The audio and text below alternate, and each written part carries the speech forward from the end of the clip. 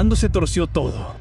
A P lo hirieron a tiros. En ese momento sintió que había sido obra de ellos. Snoop's coming in hot with new evidence about Biggie and Pac that changes everything we thought we knew about him.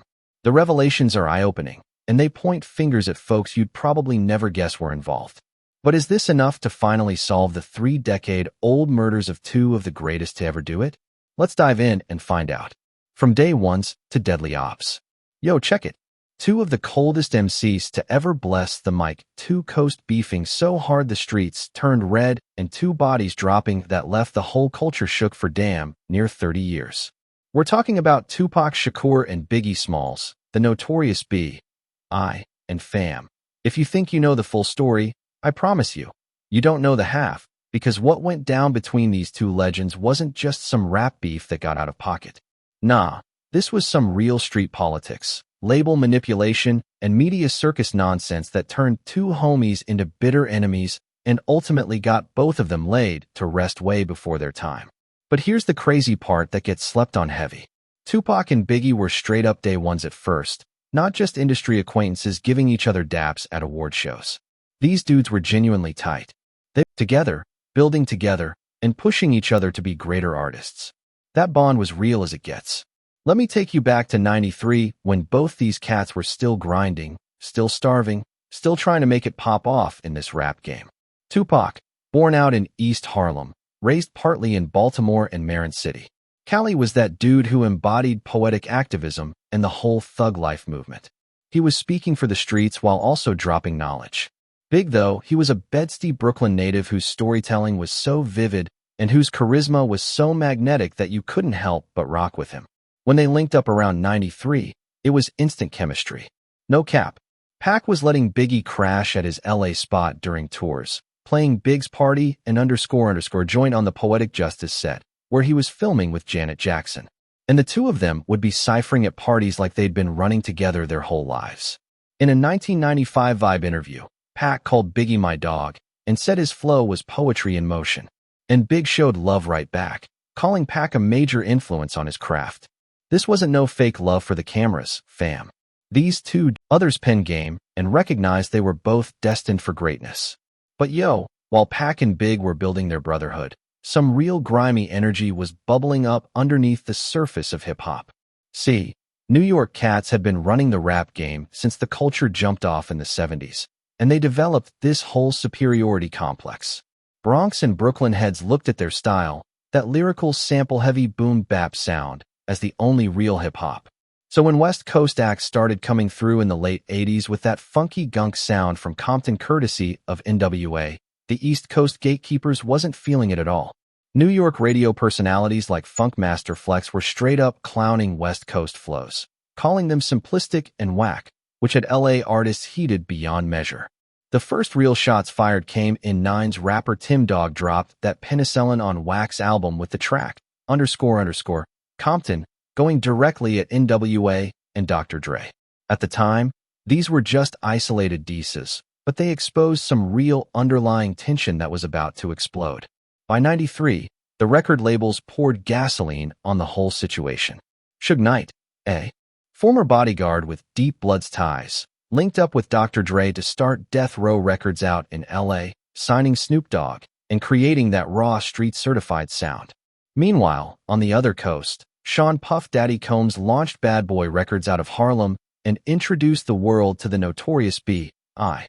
With that classic Ready to Die album in '94, the stage was set for an all-out war, and these industry cats were about to exploit regional pride to move units.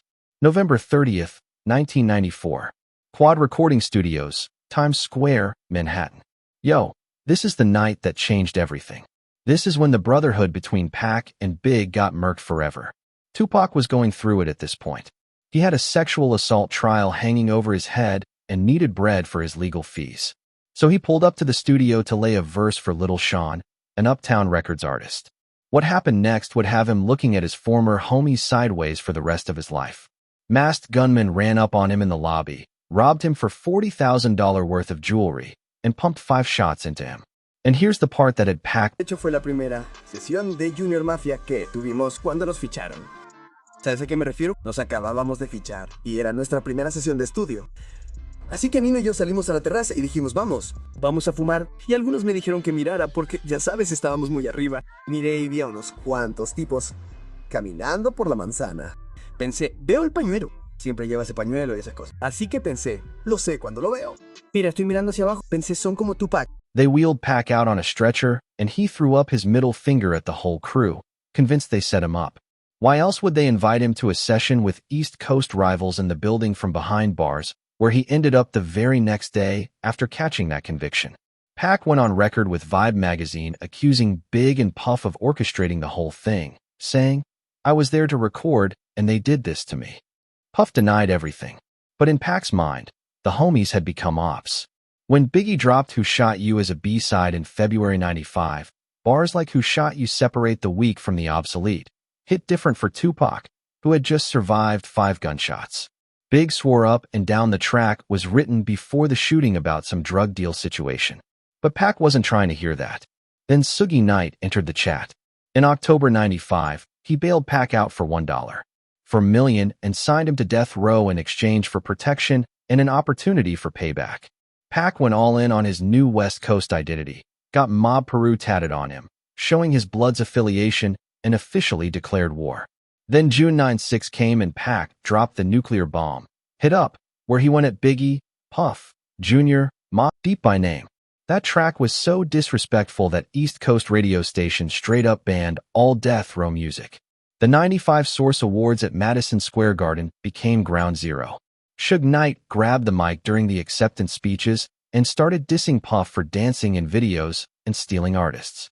The whole building started chanting East Coast. This wasn't rap anymore, fam. This was war. When the streets claimed the Kings, September 7th, 1996, Sin City, Las Vegas, Nevada, Mike Tyson had just folded Bruce Seldon in the first round with that TKO. And the energy in the MGM Grand was absolutely insane. Pac pulled up with Suge Knight, both of them on top of the world with Death Row running the game. But something popped off in that casino lobby that would set the whole night's tragedy in motion. While walking through the MGM lobby, Trayvon Tree Lane spotted Orlando Anderson, a Southside __, who had been involved in a Foot Locker robbery back in July '96, where they ran up on Death Row affiliates. Things escalated quick. Pac stepped to him asking, "You from the South?" which is code for Southside Crips. Then swung on beatdown with Pac Sug and their whole crew getting involved. Security broke it up, but the seeds for what came next were already planted. Around 11:15 p.m., they were sitting at a red light near the Maxim Hotel on Flamingo Road in Covell Lane when a white Cadillac pulled up alongside Suge's black BMW 750IL. From the back passenger side, somebody started letting off 13-14 rounds from a .40 caliber Glock 22. 4 of them hit Pac, chest, pelvis, thigh, and hand. Suge caught some fragments to the head, but survived. They rushed Pac to the ER in critical condition, and doctors had to operate to remove a bullet that had punctured his right lung. He held on for 6 days in a coma while family, including his mama, Afeni Shakur, stayed by his side, praying for a miracle. On September 13th, 1996, at 4:03 p.m., Tupac Amaru Shakur took his last breath, respiratory failure, and cardiac arrest at just 25 years old. The streets lost a real one that day.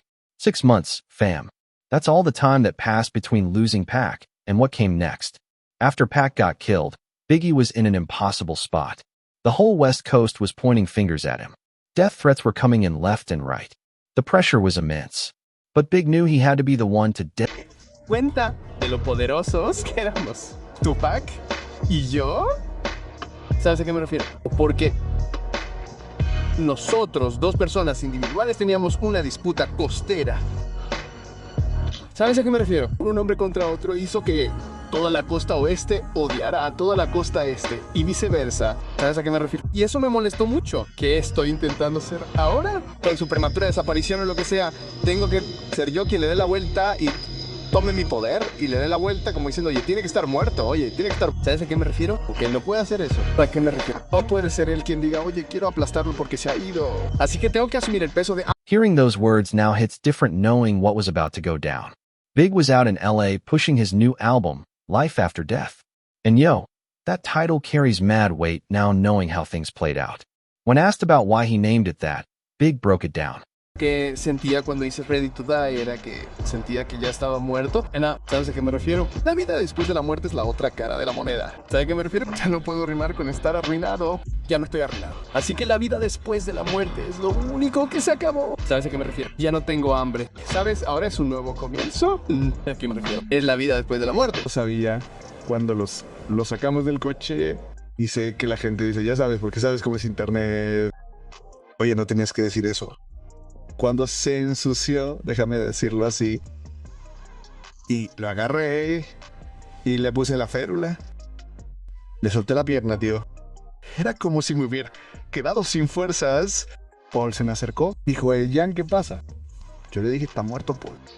Él dijo, no, tío. Solo le dije, es un traumatismo. Le dije, te measte y cagaste encima. Puff me agarró por los dos brazos. Dijo, Jan, tenemos que rezar. Tenemos que rezar. Y aparté esas manos de mí. Y dije, ¿rezar por qué? Ese negro está muerto. Me jodió y todavía me jode cuando escucho su música.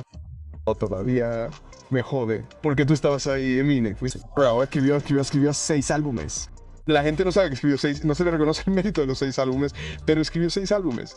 Escribió todo el álbum de Junior Mafet. ¿Verdad? ¿Sabe a qué me refiero? Sí. Hizo el 75% del álbum.